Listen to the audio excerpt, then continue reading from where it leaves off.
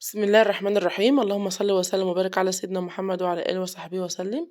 ازيكم حبايبي عاملين ايه؟ يا رب تكونوا بألف صحة وبألف خير ان شاء الله. النهارده هنعمل مع بعض فيديو حلو جدا جدا، بدون سمك بدون فراخ بدون لحمة، نظرا لغلاء الأسعار. هنعمل النهارده غدا اقتصادي حلو جدا جدا جدا، وكمان مشبع ومغذي. تعالوا يا جماعة نشوف هنعمل ايه النهاردة. وطبعا عملنا عصير طبعا عشان الجو بقى حر، فربنا يلطف بعباده يا رب العالمين. وطبعا هنعمل مع بعض أول حاجة البتنجان المخلل. أهو كده زي ما انتم شايفين، ده كنا جايبينه الكيلو ب5 جنيه من السوق. فهنخلي كده شوية بتنجان عشان يفتحوا النفس، وعشان كمان يعملوا غدا حرش كده زي ما انتم شايفين. فطبعًا هامسك البتنجان بتاعي، أنا هاسلقه، ممكن أنتِ تحمّريه، بس طبعًا الزيت غالي وكمان مش صحّي، فيُستحسن إن أنتِ تسلقيه يكون أفضل يعني. يُفضّل إن أنتِ تجيبي البتنجانة الصغيّرة اللي زي ديّة كده، بتكون حلوة جدًا، جدًا يا جماعة، ومش بتتهري لمّا تيجي تسلقيها. فباشيل كده الغصن الأخضر اللي فوق ده كده زي ما أنتم شايفين، وبادّيها كده فتحة صغيّرة خالص، عشان طبعًا تشرب الملح بتاعها أو تاكل حُدقها يعني، تمام كده. طبعًا عملت كل الكمية وغسلتها كويس جدًا، جدًا، وحطيت طبعًا مَيّة، وحطيت ملح كمية محترمة كده، حوالي معلقة كبيرة هرمية مليانة، ونزلت كده بمعلقتين خل، وهننزل كمان بليمونة كده زي ما أنتم شايفين، واحطها القشر بتاعها، تمام كده. ممكن تضيفي ليمون أكتر من كده بس براحتك، أنا ما باحبش أضيف أكتر من كده عشان مش يمرر معايا. طبعًا حطيته يتسلق، ودلوقتي هاعمل الرز. معايا الرز المصري زي ما أنتم شايفين، مغسول ومنقوع لمدة نُص ساعة، ومعايا لبن جاموسي بلدي يا جماعة. الرز المعمّر ما ينفعش ينعمل باللبن المُعلّب، ينفع تعمليه باللبن المُعلّب لو أنتِ عندِك قشطة فلاحي، تمام كده. عندِك قشطة فلاحي ينفع تعمليه باللبن المُعلّب، ما عندكيش اعمليه باللبن البلدي، عشان طبعًا اللبن المُعلّب ما بينفعش ليه؟ ما بيعملش وِش، وبيكون الوِش بتاعه ناشف، فما بيكونش حلو، تمام كده. خطوة أساسية، لازم يكون اللبن معاكِ بيغلي كده زي ما أنتِ شايفة، واللبن بتاعي كامل الدسم زي ما إحنا متفقين مع بعض، تمام كده. فالرز منقوع ومغسول كويس، واللبن بتاعي بيغلي، ومعايا هنا زي ما أنتم شايفين طبعًا الإيدام بتاعي ممكن تحطيه في الآخر خالص، وممكن تحطيه دلوقتي. أنا اديت تشطيفة كده للحلة بتاعتي، كان فيها رواسب كده من اللبن قشطة يعني. فطبعًا أنا هاعمله رز معمّر حادق، مش هاعمله مسكّر. ممكن أنتِ لو عايزاه مسكّر يعني تحطي واحدة فانيليا، كيس فانيليا يعني، وتعمليه بالسكر، تمام كده. لكن إحنا بنحبه حادق كده زي ما أنتم شايفين، بنحط عليه ملح يا دوبك بس ياخد حُدقه كده، وما بنكتّرش. أحط كده إيه معلقة سمنة نباتي عادية خالص، ممكن تضيفي معلقة سمنة بلدي، بس أنا ما كانش عندي سمنة الصراحة نباتي، فأنا هاضيف قشطة من وش اللبن اللي أنا مجمعاها في الفريزر. معايا معلقتين كبار من القشطة البلدي كده زي ما أنتم شايفين، دي قشطة بلدي مجمعاها كده حطاها في الفريزر كده زي ما أنتم شايفين ما شاء الله. وفيها كمان قطع زبدة، يعني أنا الطبق اللي حاطة فيه قشطة في الفريزر كان زبدة وقشطة مع بعض، فطبعًا أنا قطّعت كده بالمعلقة أو بالسكينة قشطة على زبدة، واللبن بتاعي كامل الدسم. حطيت كمان ملعقة مش مليانة سمنة، وحطيت كمان معلقتين زيت عشان الرز بتاعي يكون مفلفل، وعشان كمان يدّي له لمعة حلوة، تمام كده. أسهل طريقة يا جماعة للرز المعمّر تقدري تعمليه وأنتِ مشغولة، ما بياخدش منِّك وقت خالص، خالص، تمام كده. هندوّب طبعًا الملح، وهنوزّع السمنة، وهنوزّع كمان القشطة كويس جدًا، جدًا.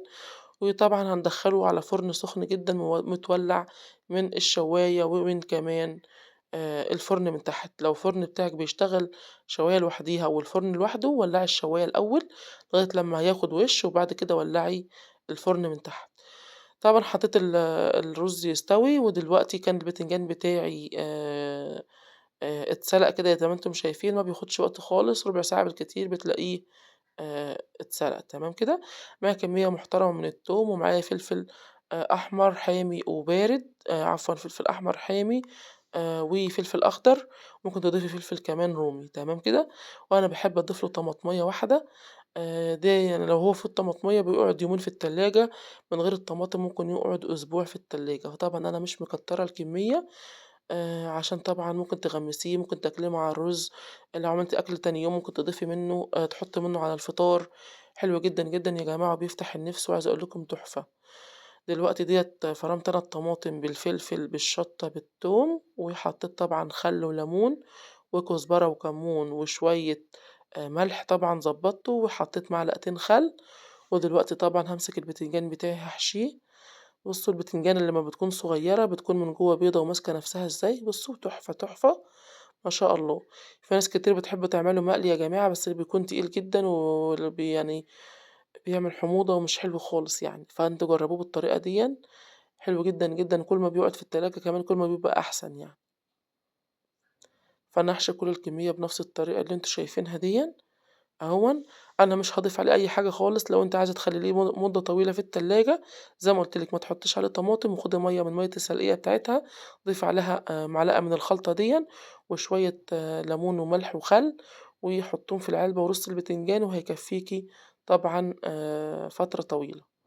طبعًا كان عندي قطايف كده زي ما أنتم شايفين، وطبعًا عندي حاجات من رمضان اللي هي زبيب وجوزة الهند، وعندي كمان آآ اسمه إيه، سوداني، فهاعمل كده القطايف كده زي ما أنتم شايفين، طبعًا أجهّز الشربات بتاعها، كوبايتين سكر، عليهم كوبايتين مَيّة، وعصرة ليمونة، ولو أنتِ عايزاه يكون بسرعة كوبايتين سكر عليهم كوباية ونُص مَيّة، وعصرة ليمونة كيس من الفانيليا، ومش تلطّيه يا جماعة، حطّيه على النار على طول، أول السكر ما يدوب ضيفي عصير الليمونة، أو ممكن تحطّها من الأول وتريّحي دماغِك زي ما أنتم شايفين كده، حطيت عصير نُص ليمونة، تمام كده؟ طبعًا هاجهّز الخلطة بتاعة القطايف أعملها بالطريقة العادية خالص. بُصّي جوزة الهند ديّة كده مش اللون الأبيض اللي هو الفاتح خالص، لأ لون أبيض تحسّي إن هو إيه داخل على سُكّري شوية، ريحته حلوة جدًا، جدًا يا جماعة. وده زبيب إيراني فاتح، فهاحط شوية من الزبيب على شوية كمان ال من السوداني أهوًا، وهاضيف كمان شوية من السكر.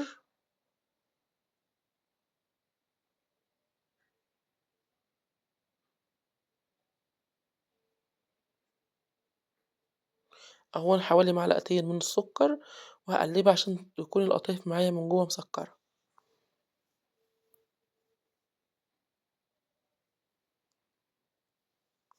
خلاص قلّبت الكمية بتاعتي كده زي ما أنتم شايفين، ما شاء الله. لو السوداني بتاعِك كبير ممكن تكسّريه ل2، لو أنتِ عندِك عين جمل، عندِك لوز، ممكن كمان تضيفيه وتكسّريه لقطع صغيّرة أو بندق كمان أهوًا.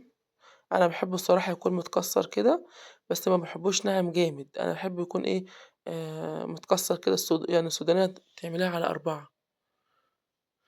ودلوقتي طبعًا كده زي ما أنتم شايفين هنبدأ نحشي كده القطايف بتاعتنا، أهيًا كانت جاية طازة. لو القطايف بتاعتِك طبعًا مش فاضية تحشيها في نفس اليوم وأنتِ جايباها طازة، يُستحسن تبيتيها محشية، علشان طبعًا لو أنتِ سِبتيها من غير ما تحشيها، هتيجي تحشيها تاني يوم هتتهري منِّك وهتتفتح، والحشو بتاعِك هيقع يعني هينزل في الزيت وهيتحرق وهيبقى منظر القطايف مش حلو خالص. فنصيحة مني لو أنتِ عندِك قطايف ومش فاضية تعمليها، يعني جايباها طازة ومش فاضية تعمليها، اعمليها تاني يوم على طول. اعمليها احشيها في أول يوم، وعايزة تحمّريها تاني يوم براحتك، أو عايزة تحطّها في الفريزر وتطلّعيها في أي وقت على التحمير على طول، بتطلّعيها يا دوبك تهدى بس من التلج، وبعد كده بتنزّليها على زيت طبعًا متوسط السخونة، عشان طبعًا القطايف تستوي من جوّه ومن برّه. وهاحشي كل كمية القطايف كده زي ما أنتم شايفين بنفس الطريقة ديّة.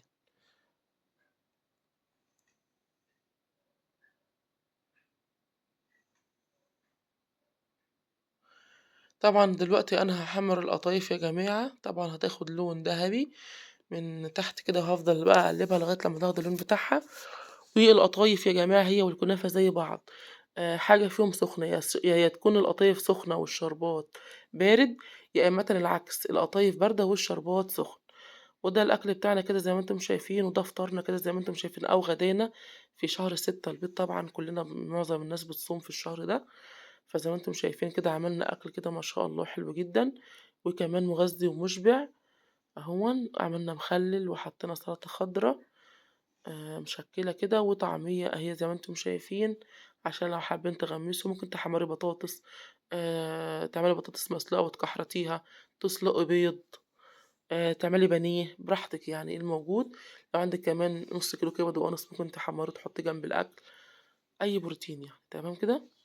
لو الفيديو ده عجبكم، لو الفكرة بتاعة الغدا دي عجبتكم تقدري تنفّذيها لو بكيلو لبن واحد تقدري توكّلي أسرة من 6 أفراد، جنب بقى شوية تحابيش بتنجان، بطاطس، شوية سلطة، ويقضّي يومِك وبرضه اللبن فيه بروتين، ولو هتضيفي كل واحد بيضة يبقى غدا اقتصادي وحلو جدًا، جدًا.